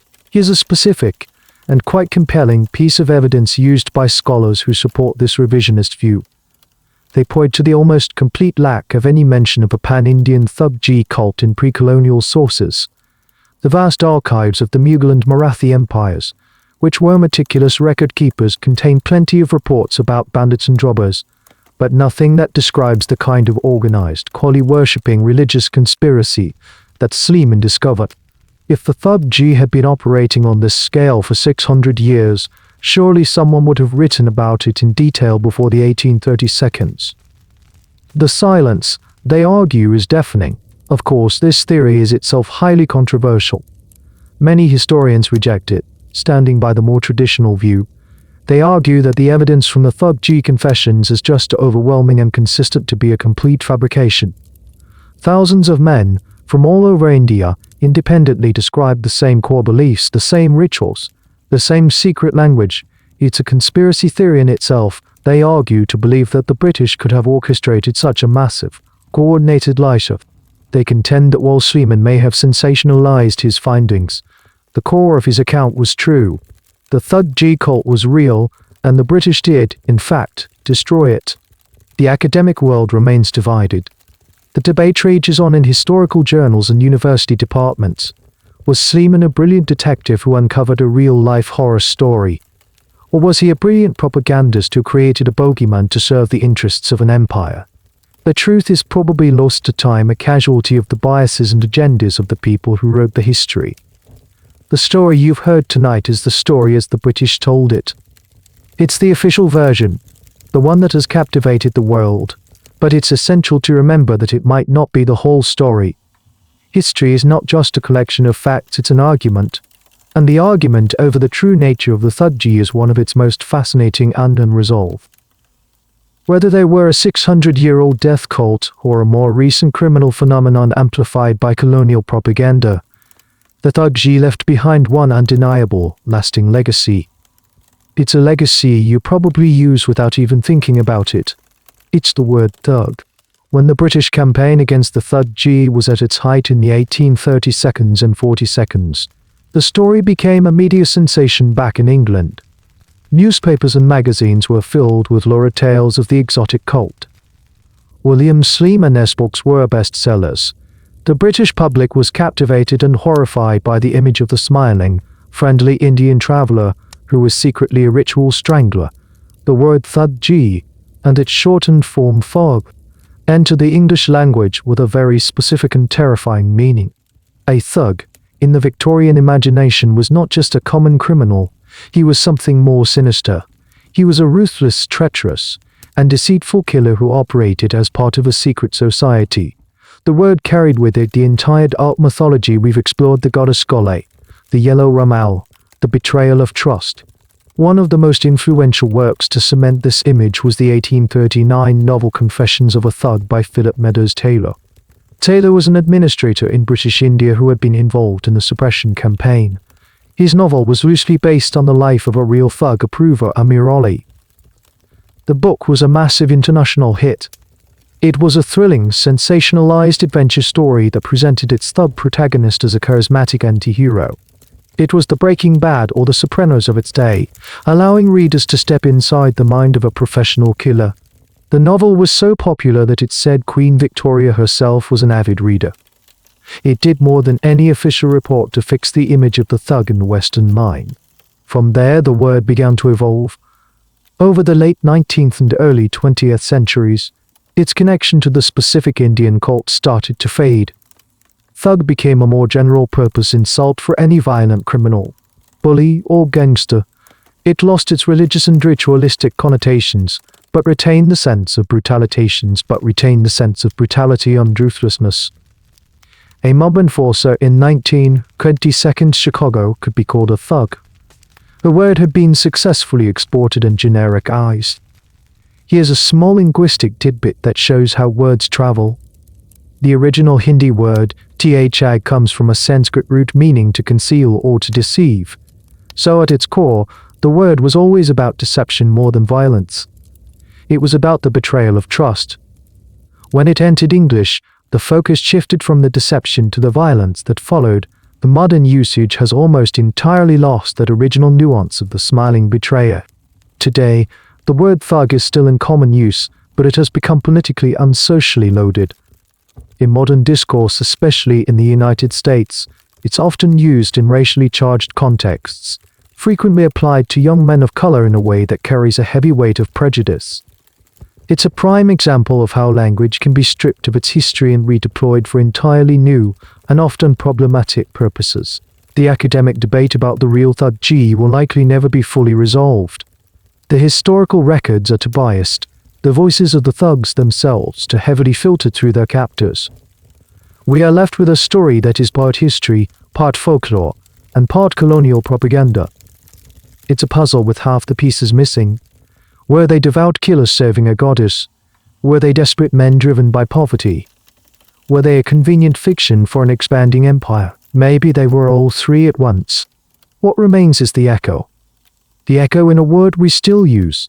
The echo in the chilling story of the friendly stranger.